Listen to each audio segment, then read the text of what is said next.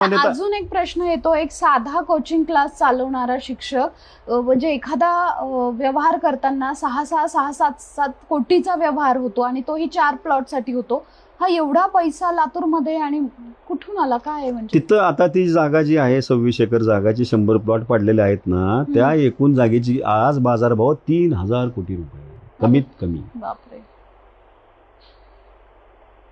पुण्या Mumbai लोणावळ्यापेक्षाही लातूरचं real estate मोठं आहे. मुंबईला तरी अजून देखील चेंबूर बिंबूर इकडच्या भागामध्ये 70-80 लाख रुपयाला अजून एखादा फ्लॅट येतो. पुण्यात तुम्हाला साधारणतः 80 लाखाच्या आत 1 BHK फ्लॅट येत नाही.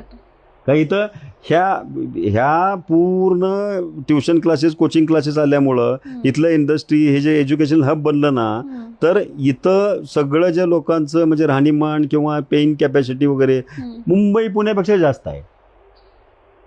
खूप पैसा आहे. हां, आणि ह्याच्यात बेसिक कारण काय होतं की मग त्यांनी ते 4 प्लॉट विकत घेतले आणि त्यांचे प्लॉट अजूनही ट्रान्सफर झालेले नाही आहेत. मी तुम्हाला कागद देतो. तर त्यांनी महानगरपालिकेचा परवाना पण त्यांच्या नावावर मिळवला.